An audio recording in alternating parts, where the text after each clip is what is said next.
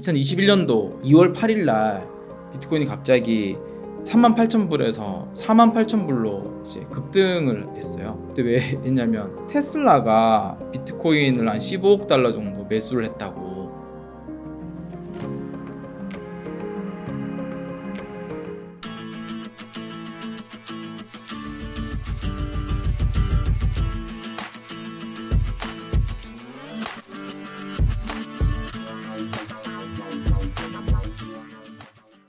네, 저는 이제 블록체인 스타트업인 업노트 컴퍼니라는 회사를 또 창업해서 운영하고 있고요. 또 비트코인을 적립식 투자를 해주는 서비스인 비트세이빙 서비스도 함께 운영하고 있습니다. 또 한양대학교에서도 이제 블록체인 비즈니스를 또 학생들에게도 가르치고도 있습니다. 반갑습니다. 네, 그 이제 실제로 이제 그 기업들이 비트코인 매수를 이제 ETF를 살 때는 바로 우리 현물에 영향을 미치긴 하잖아요. 그래서 올해 상반기 때 가격이 올랐던 이유도 그런 이유 때문인 거고, 나중에 이제 발표되었을 때의 가격 영향을 미칠지 요거를 여쭤보신 것 같은데, 2021년도에 2월 8일 날 비트코인이 갑자기 38,000불에서 48,000불로 이제 급등을 했어요. 그때 왜 했냐면 그 테슬라가 비트코인을 한 15억 달러 정도 매수를 했다고 발표를 딱 했었거든요. 그래서 그때는 이제 어떤 특정 기업이 이제 비트코인을 매수를 하니까 바로 가격 반영했었거든요. 물론 그때가 막 가격이 급등 분위기 굉장히 좋았을 때였긴 했었는데, 근데 지금은 뭐 특정 기업이 웬만한 기업이 비트코인을 보유한다라고 해서 그게 가격에 영향을 미칠 정도의 수준은 아니지 않나 싶어요. 이미 비트코인에 대한 좀 성숙도나 이 자산에 대한 기대감이 그만큼 많이 올라와 있는 상태이기 때문에, 그래서 뭐 요 전에도 얘기했지만 연기금이 참여했다 최초로, 이런 것들은 되게 의미 있는 이제 뉴스인 것 같고요. 이제 만약에 빅테크가 이 자산을 보유를 하기 시작했다 이런 소식들이 나오면 그런 좀 영향이 좀 있을 수 있는데, 그게 아닌 뭐 웬만한 기업들은 보유했다는 소식은 그치 그냥 보유했구나, 잘하네, 괜찮게 하네, 이 정도이지 이게 막 가격 영향을 미치거나 그런 정도의 이제 비트코인 어떤 자산에 대한 그 성숙도는 좀 넘어선 것 같다. 이렇게 볼 수 있을 것 같습니다. 근데 과거에 이제 2020년도, 21년도까지만 하더라도 기관이 비트코인을 보유한다는 자체가 이제 보유를 하면 와, 뭐 이런 거였고요. 그 전까지만 해도 개인들의 주 시장이었으니까. 물론 한국은 아직도 이제 이게 오픈돼 있지 않아서 뭐 최근에 뭐 거래소 거래량들은 거의 100%다 개인 거래라고 봐야 되니까요. 근데 미국은 이제 기업들이 또 ETF 통해 참여가 가능하니까 뭐 사람들이 웬만한 기대를 좀 하는 거죠. 웬만한 기업들은 가지고 있을 것이다. 그런 하기 때문에 뭐 새로운 웬만한 기업들이 나온다고 해서 이게 가격에 영향을 미칠 정도는 아니지 않을까요? 그거는 제가 그 금융기관 가상자산 규정이 대한 내용 자세히 못 들여다봐가지고 어떤 내용인지에 대한 거는 좀 봐야지 알 것 같긴 한데요. 근데 그게 이제 뭐 상원에서 통과가 됐으니까, 상원 통과되면 이제 대통령이 승인을 해줘야 되니까, 바이든 정부에서 아무래도 현재 바이든 정부는 이제 이 가상자산 관련된 정책에 굉장히 호의적이지는 않거든요. 그래서 또 거부권을 행사할 가능성은 있는 거죠. 근데 이제 의회 차원에서 이제 서로 합의가 됐다라는 거는 이제 뭐 민주당 쪽을 보더라도 민주당 쪽도 뭐 현 정부는 조금 반대하거나 가상자산에 대해 덜 호의적이긴 하지만 민주당에서는 또 좀 많이 나뉘는 것 같긴 해요, 이 자산에 대해서. 그러니까 뭐 미국은 뭐 계속 좀 관심 있게 봐야 될 포커스인 것 같고, 이 가상자산이라는 이 가상자산 정책이라는 되게 중요한 이 하나의 뭐죠? 그 이 키워드가 여러 가지 영향을 많이 미칠 것 같긴 해요. 이번 대선에서도 뭐 트럼프에서도 이것에 대한 공약을 엄청 강하게 가지고 나오잖아요.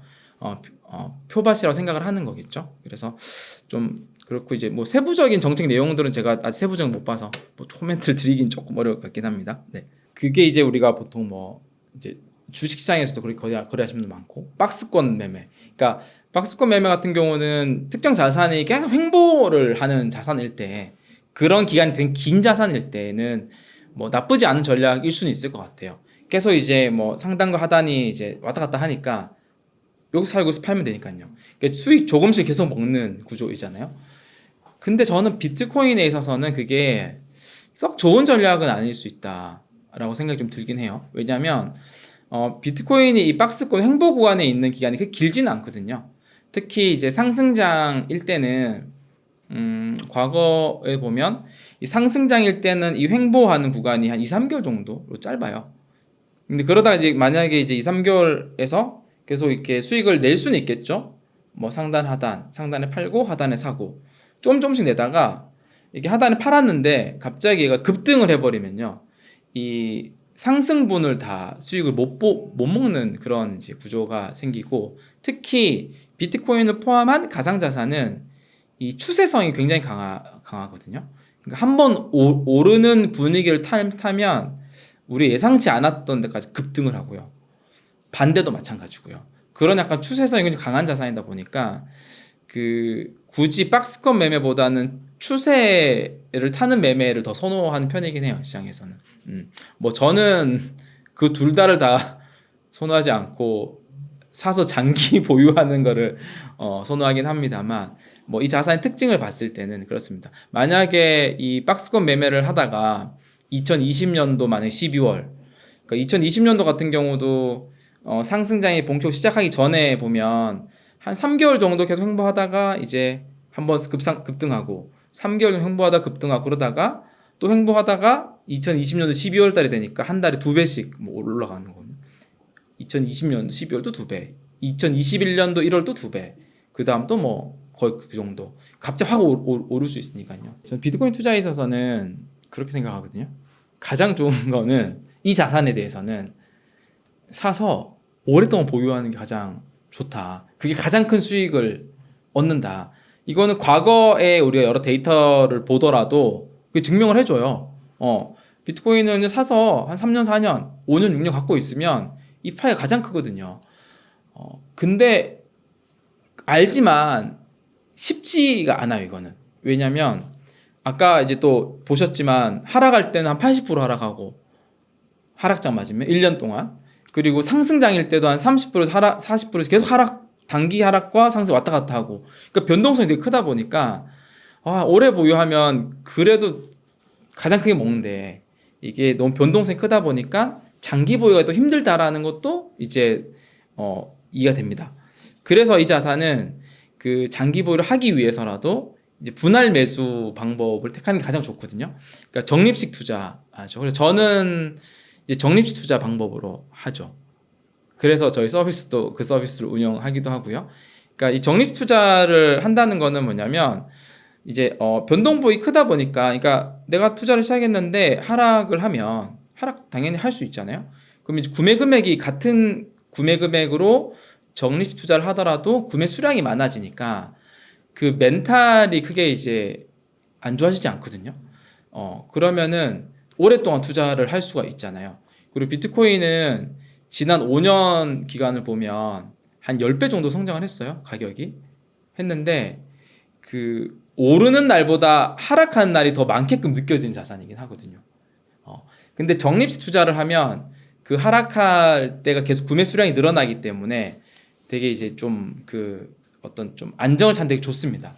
그래서 결국 장기 투자를 하기 위해서 적립 투자라는 방법을 쓰면 되게 효과적인 방법이다라는 거고, 여기서 이제 한 단계 더 나아갈 수 있겠죠? 우리가 아까 과열 지표를 이제 예를 들어서 온체인 지표 중에 MVRB 같은 지표를 얘기했잖아요. 근데 MVRB 같은 보조 지표를 보면 1 미만일 때가 늘 바닥이었거든요. 그리고 3.5 이상일 때가 늘 고점이었어요. 그러면은 이제 우리가 응용을 해볼 수 있잖아요. 바닥일 때는 기왕 많이 사고, 고점일 때는 적게 사거나 안 사면 되잖아요. 적립식을 한다고 치면 MVRB 지표가 바닥일 때는 많이 사고요, 위에서 적게 사면 되니까 이렇게 응용을 좀 할 수도 있잖아요.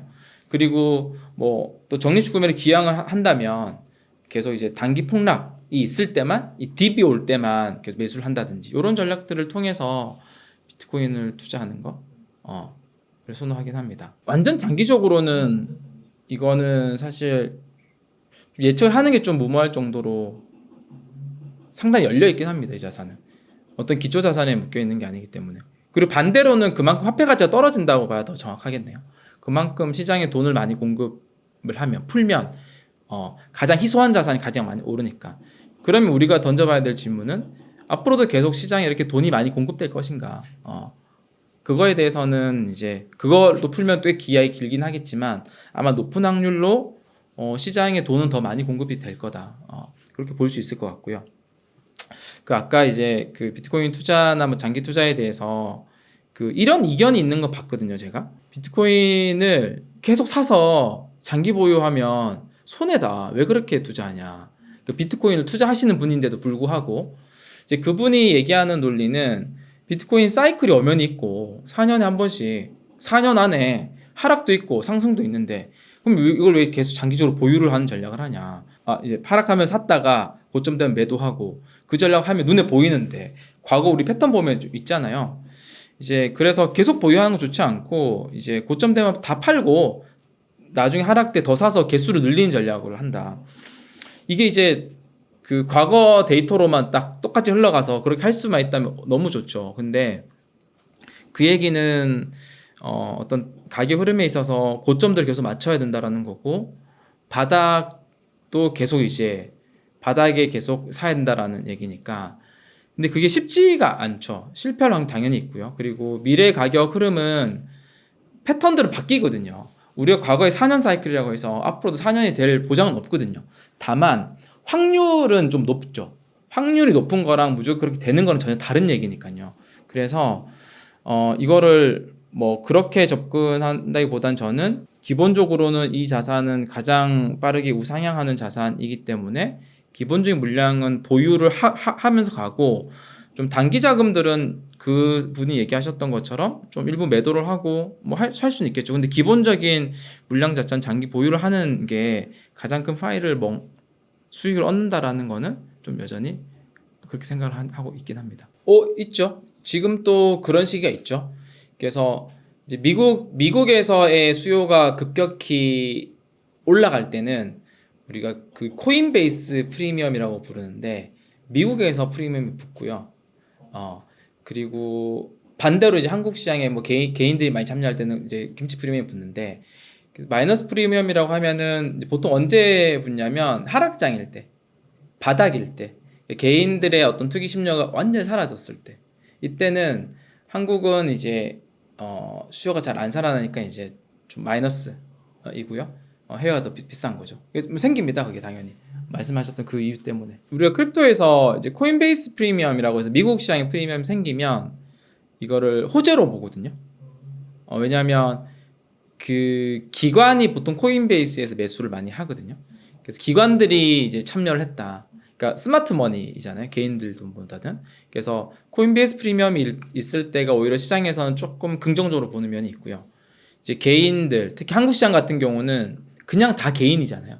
그렇게 이제 시장이 만들어져 있잖아요. 그러다 보니까 한국 시장에 프리미엄 다 붙었을 때는 개인들이 엄청 많이 참여하고 있다. 그래서 개인들 참여는 보통 이제 어떤 사이클의 또 마지막 단계로도 인식을 하니까 그건 이제 좀 과열로 좀 보는 거죠. 과열. 그래서 뭐 근데 그게 아까 뭐 이제 한국 하락 완전 바닥일 때는 이제 개인들 투기 심리가 완전 죽어서 생긴다고 했는데 뭐 상승장일 때도 생기긴 하는데요.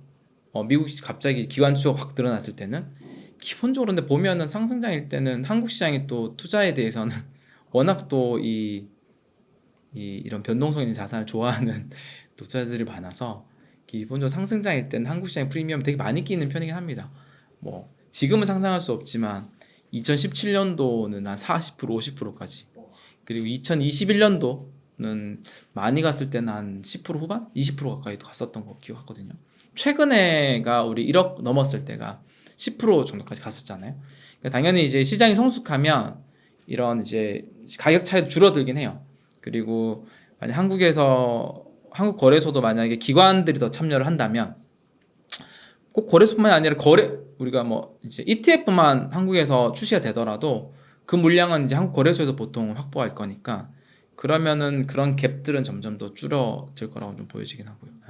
이제 적립식 투자라는 거는 그렇죠. 사실은 리스크 대비해서 얻을 수 있는 수익률이 크게까지 봐야 매력이 있는 것 같아요.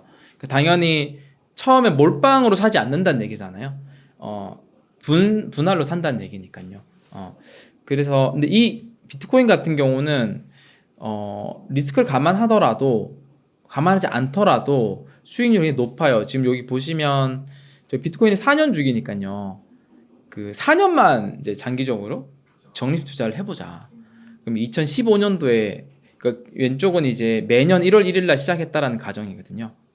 하면 2015년도에 시작하면 이제 2018년도 말에 최종 수익률이 한 479%, 5.8배 정도 되거든요. 연간 복리 수익률을 보더라도 이제 55% 정도 돼요. 이게 되게 높죠.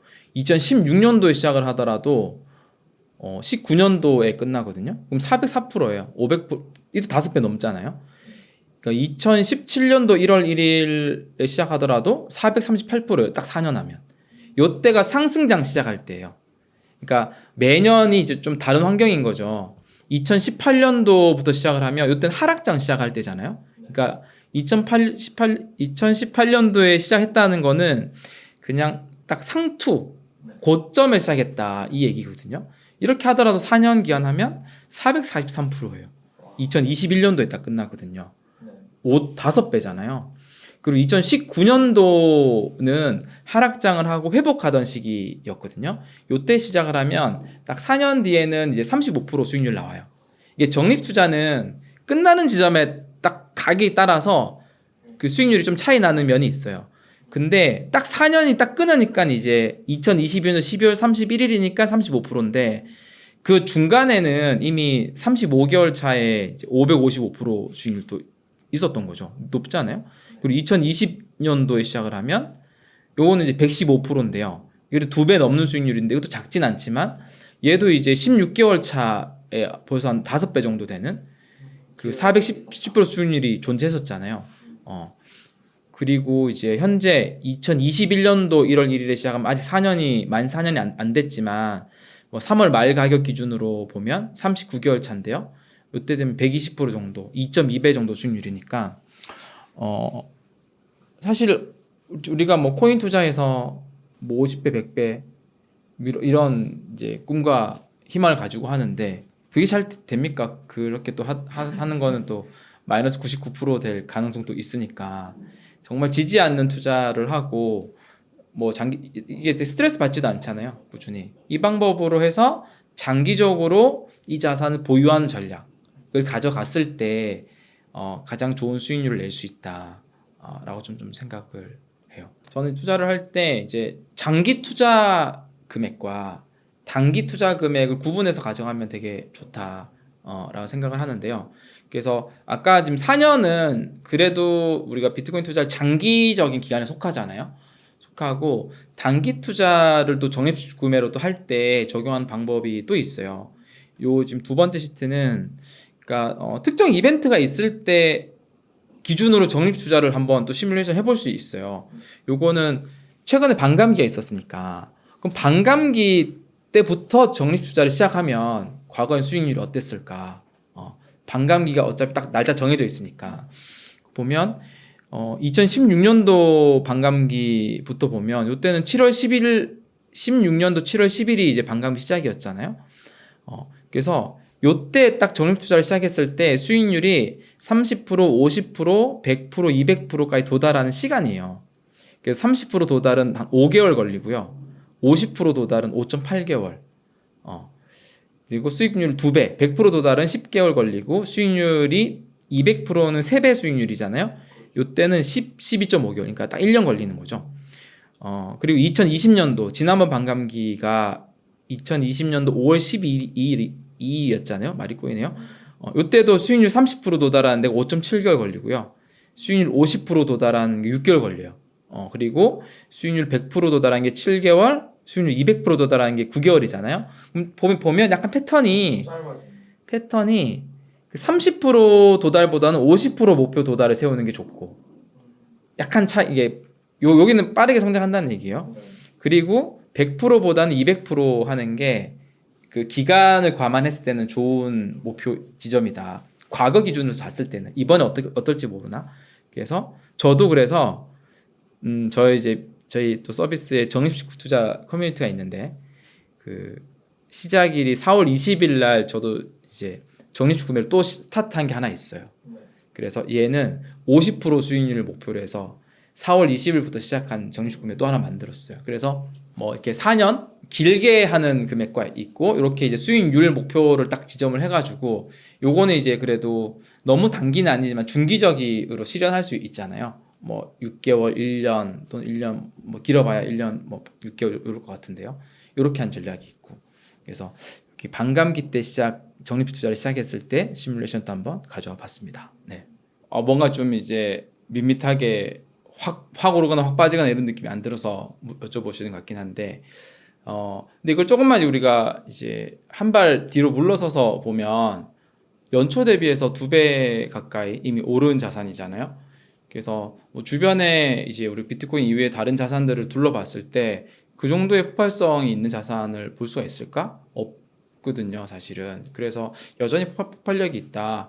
다만 과거에 이제 우리의 기억 속에 있는 비트코인은 뭐 이렇게 모 장관님, 법무부 장관님이 얘기하면 확 떨어지고 무슨 일이 있으면 확 올라가고 2017년, 뭐 18년, 뭐 19년도 그렇고요.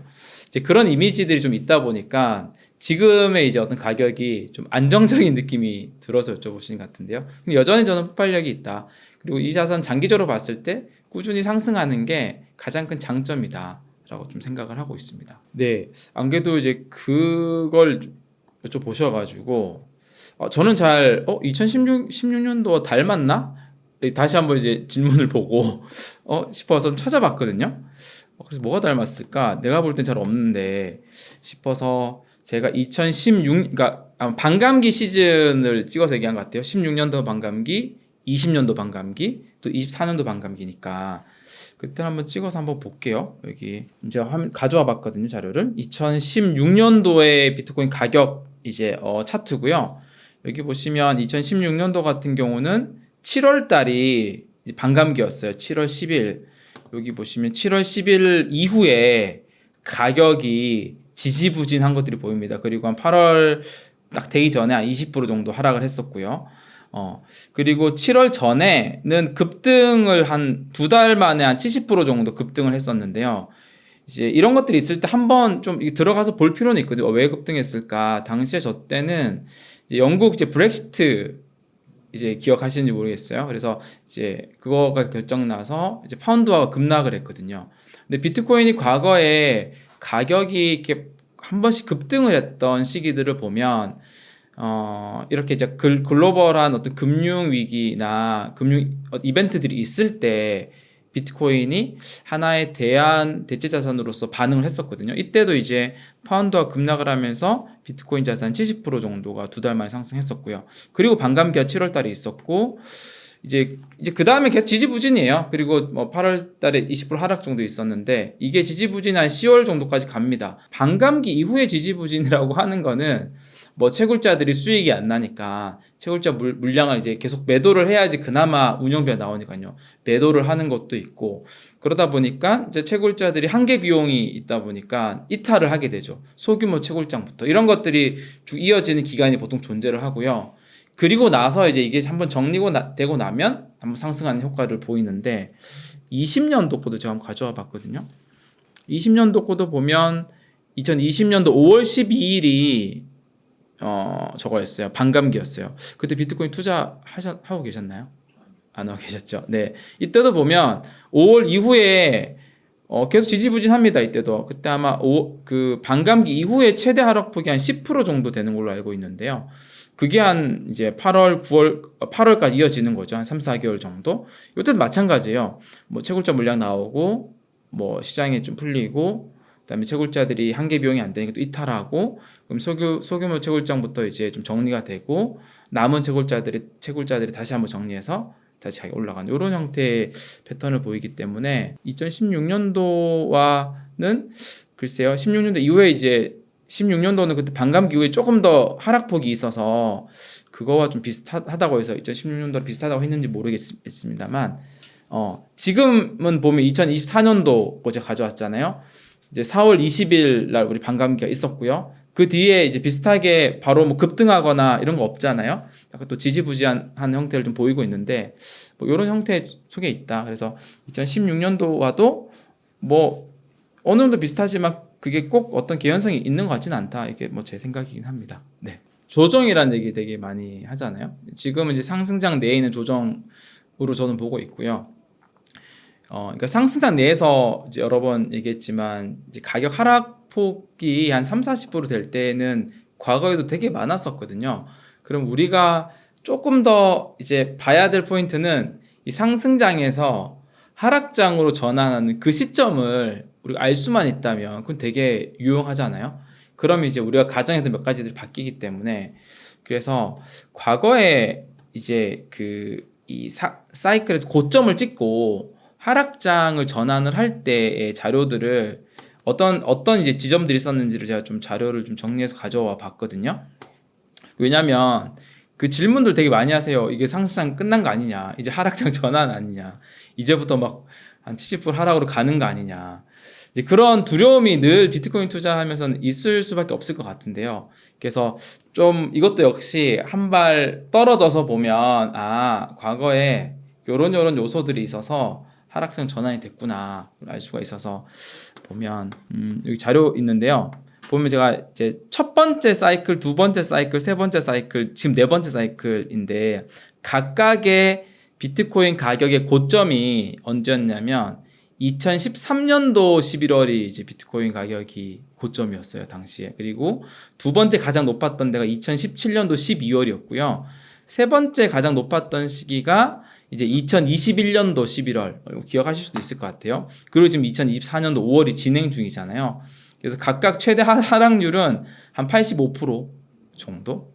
그래서 1년 동안 계속 보통 하락하는 주기가 나왔는데 이게 2014년도, 그러니까 2013년도 11월 달에 고점 찍고 2014년도에 이제 계속 하락했거든요. 그리고 2017년도 12월 달에 고점 찍고 18년도가 1년 동안 계속 하락했고, 그리고 가장 최근에 2021년도 11월 달에 고점을 찍고 2022년도가 계속 하락을 했거든요. 그게 아까 말씀드렸던 한 마이너스 85에서 가장 최근에 2021년도 같은 경우는 마이너스 77%까지 된 것 같아요. 그러면 각각의 사이클에서 하락장 전환을 할 때 어떤 이유가 있었냐를 보면 좋은데, 그게 최근에는 이제 가장 큰 이유는 이제 금리예요. 글로벌 매크로 금융 환경이 현재는 가장 큰 영향을 미친다. 그래서 지금 이제 뭐 2017년도 12월이나 2021년도 11월 요 최근에 두 번의 고점들을 보면 당시에 이제 기준금리가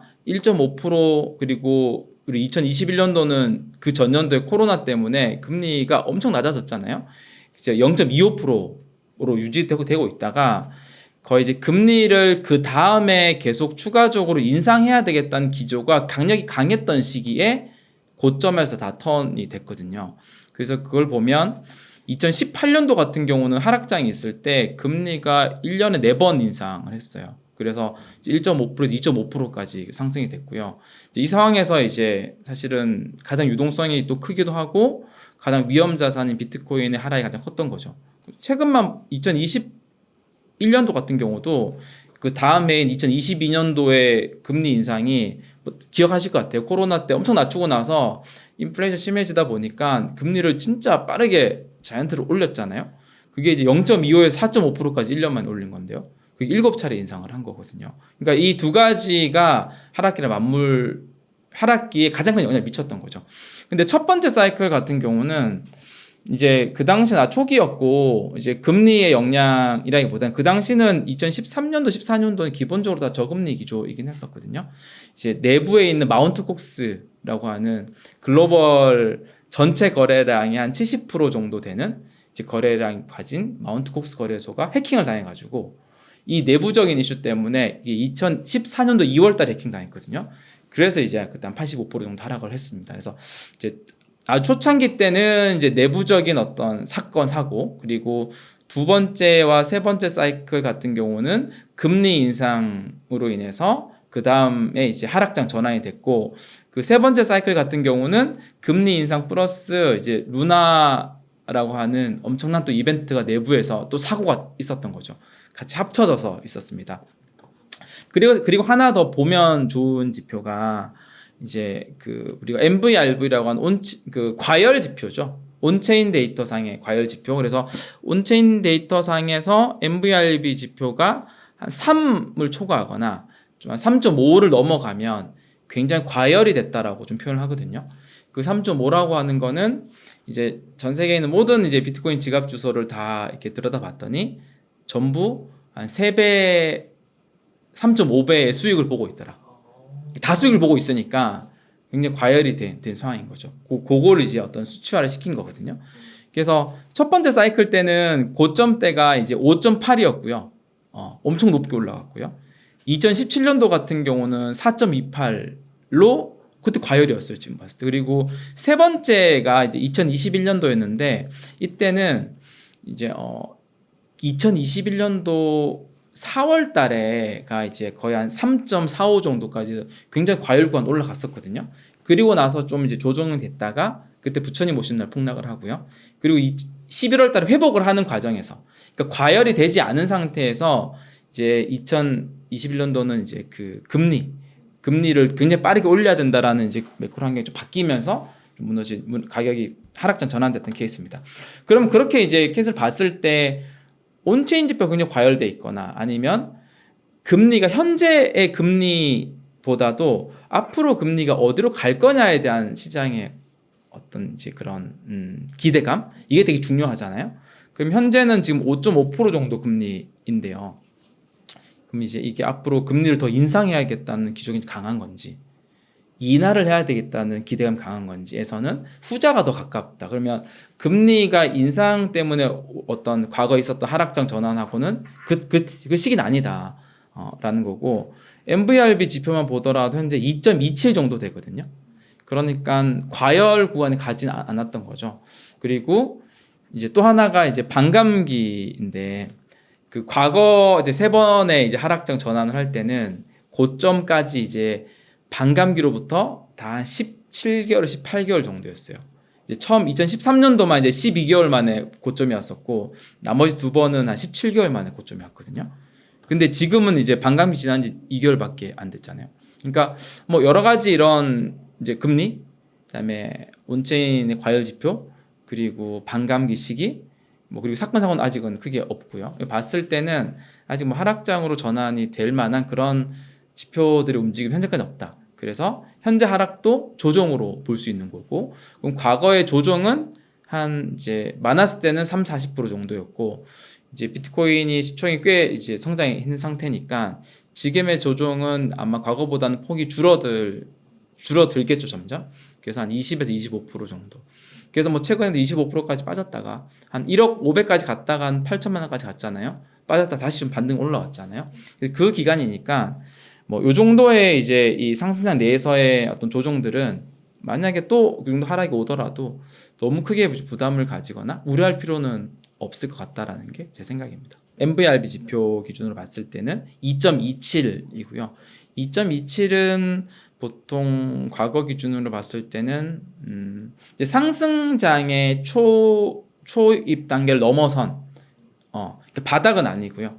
바닥은 이제 1 미만이거든요. 그러니까 전체 비트코인 지갑 주소를 봤을 때 모두가 다 손실을 보고 있을 때 그런 거고 지금 이제 과열되기 약간 전 단계로 좀 볼 수 있을 것 같습니다. 네. 사실 지금이 단기 조정에서 반등이 한번 됐죠. 지금 이제 9천만 원 넘어가 있으니까 반등 됐고요. 여쭤보시는 거는 여기에서 고점을 가기 위한 폭발적인 상승이 언제쯤 되냐. 약간 지금 지지부지한 하락과 상승에서 언제 이제 확 상승이 진짜 올라가냐. 요걸 여쭤보시는 것 같아요. 근데요, 그게 솔직히 말씀드리면 어떤 시점이라고 얘기하면 되게 정확하지 않아요. 그래서 그리고 과거에 우리가 모든 저 이제 비트코인을 오랫동안 계속 이제 보면 어떤 트리거가 있어서 올라갔다기보다는 올라간 시점은 이제 뭔가 크게 사건이 아닌데 상승을 하고 나서 그리고 나서 올랐던 이제 이유들을 찾기 시작을 하면 과거에 오를 만한 이유들이 곳곳에 다 숨어 있었던 거죠. 그래서 2020년도 12월 달에 급등을 할 때도 마찬가지였거든요. 그래서 상승을 하고 나서 상승을 분석하다 보니 여러 가지 이제 앞쪽에 주요한 사례들이 있었던 겁니다. 자, 그러면 지금은 이렇게 폭발적인 상승이 일어나기 전인데 지금 일어나고 있는 일들이 과연 그 나중에 상승했더라도 이게 진짜 상승을 했을 만한 주요 이유가 될 만한 좋은 일들이 일어나고 있는지를 보는 게 되게 중요하잖아요. 그래서 그런 관점에서 저는 최근에 일어나고 있는 일들이 되게 어떻게 보면 중요한 일들이 많이 일어나고 있다고 보여지거든요. 되게 중요한 지난주하고 최근에 2주 동안 있었던 일 중에 하나는 올해 초에 이제 ETF가 승인이 됐고요. ETF가 승인이 돼서 우리가 숫자로 봤을 때는 굉장히 좋은 이제 퍼포먼스가 나왔잖아요.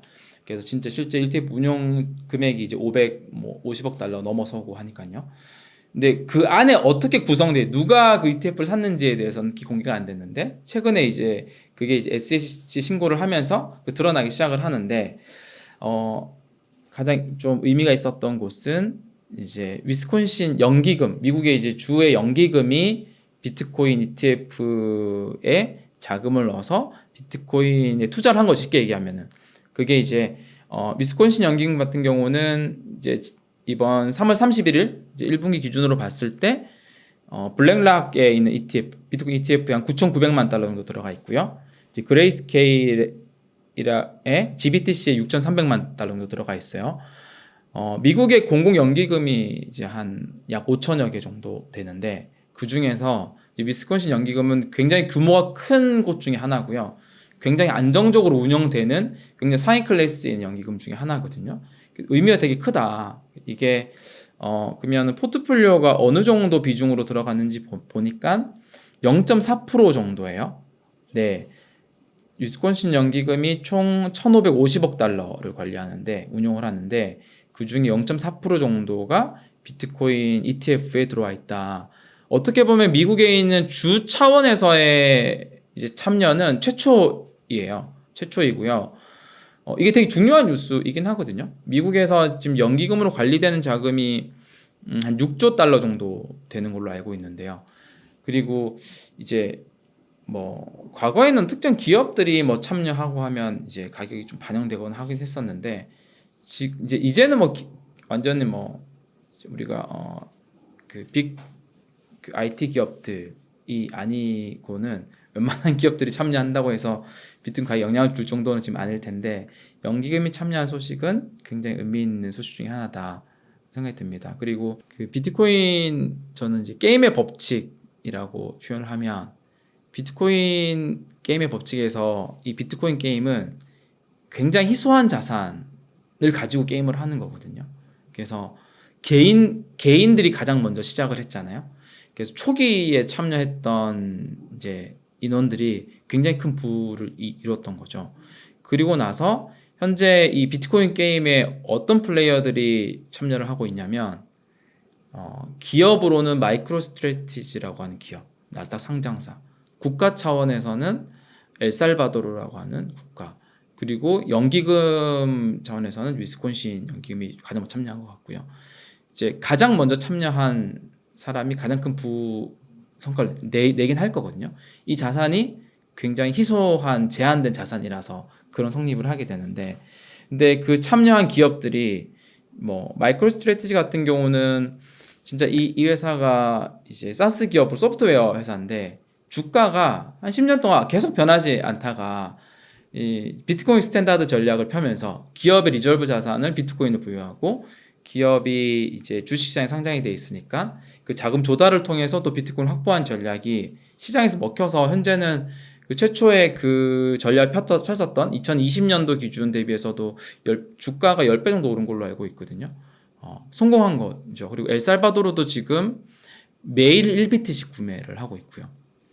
그리고 최근에 나온 소식을 보면 이것도 되게 의미 있는 소식 중에 하나인데 이제 엘살바도르는 이제 지열 발전을 그러니까 거긴 산업 자원이 크게 없는데 이제 지열 그러니까 친환 재생 에너지를 그러니까 풍부하고요. 이제 화산을 통한 그 지열 에너지에 남는 전기들을 이제 비트코인 채굴에 활용했었고요. 그게 2021년도부터 했었고 보통 이 채굴에 활용할 때는 재생 에너지에 남는 자원들 보통 활용하거든요. 그래서 그게 이제 최근에 한 500비트 정도를 490 몇 비트 정도를 채굴 한 게 또 공개가 좀 되긴 했어요. 그래서 여러 가지 면에서 엘살바도르 같은 경우도 비트코인 전략을 펴서 잘 이제 성공적인 이제 성과들을 내고 있거든요. 그래서 이런 것들이 되게 좀 지켜봐야 될 포인트 중에 하나다라고 좀 생각이 좀 듭니다. 그래서 이러다가 이제 이런 이제 소식들이 모여 있는 상태에서 갑자기 이제 비트코인 가격이 오르면 지금 이제 얘기 들었던 이런 포인트들이 다 올랐던 이유 중에 다 들어가 있긴 한 거죠. 그 중에는 반감기를 통해서 반감기가 지나서 금보다 더 희소한 자산이 됐다라고 하는 이유도 간략히 들어가 있긴 하겠네요. 과거에 계속 급락이 존재했었으니까. 그리고 지금 조정이 또 지나고 나서 갑자기 급락이 또 오면 어떡하냐, 어떨 때 급락이 올 것 같냐, 솔직히 말씀드리면 모른다 로 해야 될 것 같고요. 우리가 예측 가능한 것들은 글로벌 어떤 금리의 방향성 이런 것들은 이제 예측 가능하죠. 근데 또 갑자기 코로나가 끼어들면 바뀔 수 있죠. 코로나 같은 어떤 이벤트도 생기면. 그래서 이제 항상 어떤 상황에서도 대응할 수 있는 태세를 갖추는 게 중요한 것 같아요. 만약에 지금 이제 조정장이 끝나 보이긴 하잖아요. 이 조정장이 딱 끝났을 때 갑자기 루나와 같은 사태가 터질지, FTX 거래소가 파산했던 것처럼 뭐 바이낸스 거래가 파산을 갑자기 생길 이런 거 예측하기 힘든 거잖아요. 코로나 같은 일이 예측 못하는 거잖아요. 그래서 예측 못하는 것들을 너무 이제 그 에너지를 들여서 예측하려고 하면 틀릴 가능성도 크고요. 확률이 안 맞겠죠. 그래서 이제 그런 하락과 이런 것들은 언제든지 생길 수 있다라는 전제를 해서 자산 배분 전략 그냥 가져가는 게, 이 자산 배분 전략이라고 하면 다른 게 아니라 현금 비중을 가져간다는 얘기예요. 뭐 현금 비중을. 그러니까 진짜 이거 1억 넘었을 때 그런 좀 포모가 오지 않으셨어요? 빨리 사야 될 것 같다. 오셨죠? 왔을 것 같아요. 왜냐면 그때는 채널을 틀 때마다 다 비트코인 1억 넘고 2억 전망 나오고 그랬었거든요. 저희가 비트세이빙이라는 서비스가 적립식 투자를 하는 서비스임에도 불구하고 3월달 유저들이 그렇게 많이 증가했어요. 그러니까 적립식을 하려는 사람들도 투자 결정을 단기적인 고점에 하게 돼요. 그때가 확신이 들거든요. 계속 자기한테 들리는 얘기들 자기한테 확신을 심어주는 얘기다 보니까. 그렇습니다. 그래서 뭐 단기적인 급락에 대한 것들은 저는 그런 좀 뷰를 가지고 있다. 그 부분은 근데 진짜 아까 오해를 하시는 분들이 여전히 많이 있긴 하시던데, 처음에 비트코인을 또 접하신 분들은 금이 이제 19세기 말 20세기 초에 이제 뭐 금광이 새로 발견되고, 그 다음에 금 채굴 기술들도 이제 되게 발전을 하고 있거든요. 요즘 기상천외한 금 채굴 방법들도 많던데요. 채굴 기술이 급등하게 좋아지거나 또는 금광이 새로 발견됐거나 하면 금 생산량은 확 늘어나요. 근데 비트코인은 그런 개념이 사실 아니에요. 그러니까 비트코인은 채굴자들이 결국은 더 나은 이제 채굴 칩을 쓰면, 더 나은 성능을 가진 반도체를 가지고 컴퓨터상의 문제를 풀면 채굴 더 많이 할 것 같잖아요. 근데 이 비트코인은 채굴할 수 있는 양이 정해져 있는데 그게 최종 발행량뿐만이 아니라 우리가 블록당 나오는 수량이 한정돼 있는 거죠. 그 수량 한정 내에서 비트코인 채굴을 하는 거고, 그거를 컨트롤하기 위해서 채굴자가 많아지면 해시레이트라고 하는 게 상승을 하거든요. 문제를 푸는 연산력이라고 얘기를 할게요. 해시레이트 상승을 하면 뭐가 올라가냐면 채굴 난이도가 올라가도록끔 설계가 됐어요. 그래서 더 많은 채굴자들이 들어오거나 또는 이제 더 좋은 연산력을, 채굴 장비가 갑자기 업그레이드 돼가 좋아져가지고 더 문제를 잘 푸는 채굴 장비가 들어오면 얘가 채굴 난이도가 팍팍 올라가요. 2주 단위로. 그래서 그 2주 기간에는 갑자기 좋은 성능이면은 조금 더 문제를 빨리 풀 수 있어요. 그래서 채굴을 좀 더 많이 할 수 있어요. 그러니까 그게 블록 생산하는 주기를 당길 수 있거든요. 블록이 보통 10분에 하나씩 딱 나오는데 그게 10분이 아니라 뭐 9분 30초, 9분 이렇게 되는 거죠. 근데 그게 이제 2주 딱 지나면 얘네들 봐라, 빨리 더 많이 참여했네. 그러면 문제 난이도를 올려버리는 거죠. 쉽게 얘기하면 난이도를. 그렇게 해서 이 채굴 난이도는 계속 지금 이제 계속 계단식으로 계속 올라가고 있는 추세다. 그래서 이제 아까 최초에 여쭤보셨던 것처럼 뭐 채굴자들이 갑자기 많이 참여하거나 채굴 장비가 확 좋아지거나 그래서 시장에 풀리는 비트코인 양이 확 많아지는 구조로는 가지 않는다. 그래서 맞아. 그게 이제 그래서 4년이라는 게 정확히는 뭐 누가 이제 우리가 뭐 타이머를 맞춰서 4년마다 이렇게 해놓은 게 아니라 이제 블럭이 21만 블럭이 될 때마다 그 보상으로 주어지는 비트코인이 절반으로 줄어들게끔 이제 프로토콜이 돼 있는 거예요. 21만 개 블럭이 나와야 되거든요. 그래서 21만 개 블럭이 한 4년 정도에 맞춰지도록 난이도들이 계속 바뀌는 거죠. 그래서 우리 보면은 딱 4년이 아니죠. 우리가 지난번 반감기가 2020년도 5월 달이었거든요. 지금 4월 달에 됐잖아요. 그럼 3년 11개월이네요. 그 전은 2016년도 7월 달이었거든요. 그리고 2020년도 5월 달에 그러니까 딱 4년이 딱 안 끊어져요. 그게 그 이유 때문에 그렇습니다. 채굴자들이 갑자기 채굴을 안 한다거나 예를 들어서 마치 그게 이제 내가 한 달에 월급을 300만 원 받고 있다가 갑자기 다음 날부터 4년 일했는데 그다음 4년 일했는데 150만 원 받는 이런 구조잖아요. 그럼 더러워서 이제 때려치고 나오면 채굴자들이 이탈을 하는 거잖아요. 이탈을 하면 이제 채굴자들 이탈을 하면 비트코인 네트워크의 보안성이 약해진다고 봐야 돼요. 그럼 네트워크가 약해지고 이런 악순환이 도는 것들을 과거에 굉장히 많이 우려했죠. 근데 이걸 해소하는 방법은 가격이 2배로 올려주면 되는 거거든요. 2배 올려주면 이제 똑같은 거잖아요. 근데 이제 그 뭐 채굴자들이 계속 이제 반감기 때문에 줄어들더라도 채굴 보상은 재원이 하나가 더 있어요. 이게 채굴을 해서 블록에서 나오는 그 개수가 있고요. 지금은 한 블록을 채굴을 하면 3.125개가 나와요. 그건 이제 계속 줄어드는 거. 지난번에 이제 6.25개였고요. 줄어드는데 그 비트코인 네트워크에 전송을 할 때 수수료를 내거든요. 그 제가 예를 들어서 이제 비트코인을 거래소 지갑으로 보내면 그거는 이제 거래소에서 이렇게 서로 왔다 갔다 하는 거는 거래소가 자기 DB만 이렇게 바꿔주는 거기 때문에 실제 비트코인 갔다 왔다 한 게 아니거든요. 그거 빼고 우리가 개인 지갑에서 이제 뭐 제가 PD님한테 1비트코인을 보냈어. 또는 개인 지갑에서 거래소로 또 1비트를 보냈어. 또는 거래소에서 내 개인 지갑으로 1비트 보냈어. 또는 거래소에서 또 거래소로 다른 거래소로 보냈어. 이것들은 다 비트코인 네트워크를 통해서 이동한다라고 봐야 되거든요. 요럴 때는 보내는 사람이 수수료를 내야 돼요. 그래서 지금 또 비트코인 네트워크 수수료를 본인이 설정을 할 수 있어요. 그래서 수수료를 높게 책정하면 빨리 전송되고요. 낮게 책정하면 천천히 가는 거죠. 천천히 가는 거죠. 채굴자들이 이 거래를 담아줘야 되거든요. 그러면 이제 비싼 애들부터 먼저 담는 거죠.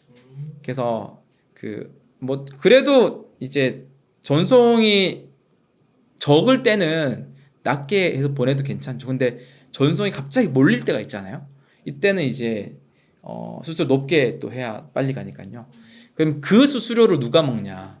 그 수수료를 비트코인을 만든 사토시가 가져가는 게 아니고 채굴자들이 가져가니까. 그럼 채굴자들은 원래 채굴에서 받는 블록 보상이라는 게 이제 4년만 절반 줄어든 게 존재하고 나머지 보상은 이 비트코인 네트워크가 거래가 되게 활발해지면 요 수수료를 이렇게 받는 건데 과거에는 이 네트워크에서 나오는 요 수수료가 되게 미미했어요. 근데 요즘은 이제 비트코인 네트워크 위에서 뭐 토큰도 발행되죠. NFT도 나온다 그러죠. 그리고 여러 가지 비트코인 네트워크 위에 이제 어플리케이션 막 올라가잖아요. 그러니까 비트코인 네트워크를 사용해서 일하는 거래들이 점점 많아지는 거예요. 그래서 뭐 최근에는 이 블록 보상보다 절반 줄어든 이 보상보다 네트워크 수수료를 통한 보상이 더 커질 때도 있어요. 종종. 앞으로는 더 그럴 가능성이 커지겠죠. 그래서 뭐 책을 다시 한번 마지막 정리하면 블록 보상이 절반으로 줄어들더라도 채굴자들은 유지할 수 있는 게 그 네트워크 수수료가 결국 채굴자들의 수익이기 때문에 비트코인 네트워크가 더 많이 활성화되면 될수록 채굴자들은 안정된 수익 구조를 가질 수 있다. 비트코인 네트워크를 유지하는 사람이죠. 유지하고 구성하는 사람. 비트코인 네트워크에 거래 어떤 데이터를 담는 역할을 해주는 거죠. 데이터를 아무나 담는 게 아니라 그 우리가 채굴은 이제 어떤 이제 자기 컴퓨팅 파워를 동원해서 문제를 푼다고 하잖아요. 그 문제를 해결한 주체가 담을 수 있는 권한을 가지고 그 채굴자가 그 채굴자한테 보상을 주는 거고. 그래서 비트코인 네트워크에서 채굴자들은 되게 중요한 역할을 합니다. 비트코인 네트워크 유지되게 하는. 시장에서 그래도 많이 우려하는 것들 중에 하나는 뭐 양자 컴퓨터 나오고요. 여러 가지가 있는데 저는 뭐 양자 컴퓨터에 대한 리스크는 오히려 크지 않을 거다라고 생각을 합니다. 이미 이제 우리가 뭐 사고 실험이라고 그러죠. 이제 비트코인 처음 나왔을 때부터 뭐 비탈릭도 그 주장을 했었고요. 이제 이런 게 양자 컴퓨터 나왔을 때 비트코인 네트워크 어떻게 이거가 될까 이런 이제 그 문제 제기들이 많이 됐었고요. 그래서 그런 상황을 가정했을 때 이제 대응할 수 있는 사고 실험들 많이 되어 있고 가장 뭐 기본적으로는 그 양자 컴퓨터가 들어와서 이제 결국은 비트코인 이제 암호 체계가 이제 그 공개키 암호화 방식을 쓰거든요. 그래서 그 비트코인 네트워크 암호화 방식을 무력화시킬 수도 있는데 그러면은 비트코인 네트워크도 이제 요즘 양자 내성 암호 체계들도 많이 발전하고 있어서 이제 양자 내성 암호 체계 중에서도 괜찮은 암호 체계를 셀렉해서 네트워크를 이제 업데이트하면 되거든요. 업데이트하면 되니까 그 문제는 생각보다 크지 않다. 오히려 저는 수급에서의 나올 수 있는 리스크가 가장 클 수 있다라고 생각이 들긴 해요. 비트코인 가격이 계속 올라가면 올라갈수록 우리가 이제 그러니까 지금 뭐 그 로스트 코인이라고도 부르고 이제 어떤 뭐 잃어버린 코인이라고도 부르고 뭐 초기에 사토시가 채굴한 이 사토시 코인도 있고 그러니까 뭔가 이제 드러나 있지 않은 초기 사용자들이 갖고 있는 그 잃어버린 코인일 수도 있지만 실제로 자기가 이제 몰래 갖고 있는 것일 수도 있고 이런 코인들이 시장에 크게 한 번씩 나왔을 때 이게 뭐 1,000만 원일 때 나왔을 때 규모랑 1억일 때 나왔을 때 규모랑 10억일 때 나왔을 때 규모는 완전히 다른 차원이거든요. 그래서 이제 그 리스크는 늘 존재한다. 그래서 그런 것들이 그냥 뭐 완전히 비트코인이 이제 완전히 고가나 더 큰 상승하기 전에 좀 해결이 되면 좋겠다. 나오고 미리 나와서 팔고 그러니까 손바뀜이 돼야 되죠. 손바뀜. 기왕이면은 초기에 있는 그런 이제 개인들에서 기관들로 손바뀜이 되면 가장 좋은 구조겠죠. 안 나오면 좋은데 그게 이제 계속 그게 이제 완전히 못 나오는다라고 이렇게 뭔가 딱 돼 있으면 괜찮은데 그게 항상 그 저게 있잖아요. 우리가 뭐 마운트 콕스 얘가 나올 때마다 왜 가격이 빠지냐. 마운트 콕스에 있는 그 어마어마한 비트코인 물량이 이제 채권자들한테 나눠줬을 때 시장으로 나온 다음에 그 두려움이 있는 거잖아요. 근데 비트코인 가격이 낮았을 때는 그 규모도 그냥 뭐 받아들일 수 있지만 비트코인 가격이 계속 올라가면 올라갈수록 그 규모도 거의 뭐 우리 상상할 수 없을 만큼 커지니까요. 크립토에서 기본적으로 돈의 흐름은 비트코인으로 들어와서 이제 이더리움으로 넘어가고 이더리움에서 이더리움과 유사한 플랫폼을 가진 이제 메인넷 프로젝트들로 넘어가고 그리고 이제 개별 잡알트로 넘어가는 이런 흐름들은 늘 보여왔었고요. 뭐 그 흐름들이 크게 이번에도 뭐 다르지 않을 거라고 생각을 하긴 합니다만 적어도 올해 상반기를 보면 아직까지는 그 흐름이 이렇게 연결되진 않는 것 같아요. 그러니까 이더리움이 안 오르고 이더리움이 안 오르고 차라리 뭐 최근 보면 밈 코인들 엄청 오르고요. 비트코인 오르고 제일 마지막에 시장이 끝물 때 올라가야 되는 밈 코인으로 이런 현상 좀 보이긴 하는데요. 뭐 알트코인은 기본적으로 좀 이더리움이 조금 상승을 해줘야 그 다음에 알트코인들 우리가 생각하는 그런 다른 알트코인들을 좀 기대해 볼 수 있지 않나? 그래서 이더리움의 가격이 중요한 것 같습니다. 승인되면은 영향을 줄 수 있죠. 기본적으로는 이제 승인되면 당연히 그 승인된 ETF를 구매하는 기관 투자 수요들이 생기겠죠. 똑같이 이제 그 현물 수요로 반영이 되긴 하니까요. 그리고 이제 미국 같은 경우는 뭐 이더리움도 지금 승인이 안 되긴 했지만 홍콩 같은 경우는 이더리움 승인했고 그렇다 보니 뭐 솔라나나 다른 메인넷 프로젝트를 상상하는 게 그렇게 뭐 가능성이 멀거나 그래 보이지는 않긴 하는데요. 근데 뭐 좀 지켜봐야 될 것 같긴 합니다. 쉽지는 않을 것 같긴 합니다. 전망이 나왔지만 개별 알트코인 이더리움까지는 승인할 수 있지만 개별 알트코인까지 승인이 그렇게 빨리 되진 않을 것 같기는 하다는 생각. 네, 딱히 어떤 근거가 있어서 그런 건 아니고요. 네. 알트코인 투자에 대해서 먼저 생각을 해보는 게 좋지 않을까 싶어요. 알트코인을 잘 투자하는 방법보다 내가 이 알트코인을 투자를 해도 되냐, 그게 가장 먼저일 것 같거든요. 비트코인을 투자하는 이유는 이 자산이 꾸준히 우상향할 거라는 이유, 그 이유는 굉장히 희소한 자산은 맞기 때문에 글로벌의 뭐 유동성이 더 많아질수록 이 자산의 가치는 계속 상승할 거다라는 어떤 것들. 근데 알트코인은 투자를 할 때 글쎄요, 저는 그런 게 되게 중요한데 이 자산이 진짜 5년, 10년 뒤에도 남아 있을 수 있는 자산이냐? 알트코인 투자할 때도 그렇다 보니까 알트코인 선택이 잘 안 되더라고요, 저는. 그러니까 5년 뒤에도 10년 뒤에도 이 알트코인이 남아 있을 거라는 확신을 할 수 있는 알트코인이 없는 거예요. 그래서 비트코인만 투자하는 거기도 하고요. 근데 사실 이거는 저의 그냥 개인 투자 저거긴 하고요. 또 많은 사람들이 비슷하다고도 생각을 합니다. 근데 진짜 본인이 트레이더고 뭐 그렇다면 트레이더고 뭐 하루 종일 뭐 차트 보고 한다면 좀 단기적으로 성과를 내는 알트코인 할 수 있죠. 근데 대다수의 본인의 일이 있고 다른 데 집중해야 되고 이런 사람들한테는 정말 뭐 3년, 5년 뒤에 이게 살아 있을지도 모르는 자산에 투자를 한다는 거는 엄청난 에너지를 쏟는 거거든요. 이게 단기적으로 이거 뭐 10배, 5배 올랐더라도 스트레스 또 받을걸요? 이거를 팔까 말까? 팔까 말까? 더 오를 것 같고. 근데 계속 갖고 있긴 또 불안하고. 그래서 알트코인, 개별 알트코인을 어떻게 투자해야 되는지 보다 더 중요한 거는 이 알트코인을 투자해야 되냐 말아야 되냐. 그러니까 이 알트코인 적어도 그 개인한테 투자한 사람한테는 5년 정도, 뭐 10년 정도 정말 살아남을 수 있다. 이 미래에 대한 확신이 있으면 투자를 하는 거고, 그게 아니라면 뭐 투자하는 게 맞나? 이런 생각이 좀 드네요. 네. 저는 알트코인, 이더리움 좋게 보고요. 이더리움을 알트코인으로 좀 보기에도 좀 그렇긴 하죠. 예.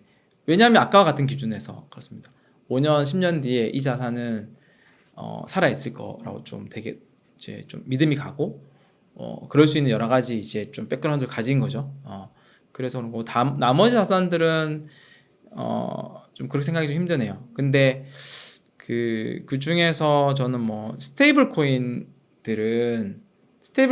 우리가 개별 가격이 계속 바뀌어서 투자 자산으로 선택하지 않지만 우리가 이 토큰 코인이나 이 웹3 비즈니스 너무 중요한 역할을 하거든요. 디지털 자산 시장에서.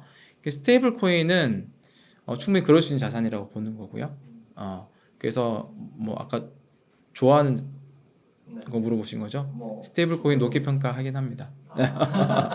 오히려 이제 전체 자산에서 이 디지털 자산의 비중 가져가는 거는 정말 그 사람들이 이 자산에 대한 신뢰에 따라서 너무 다를 것 같아요.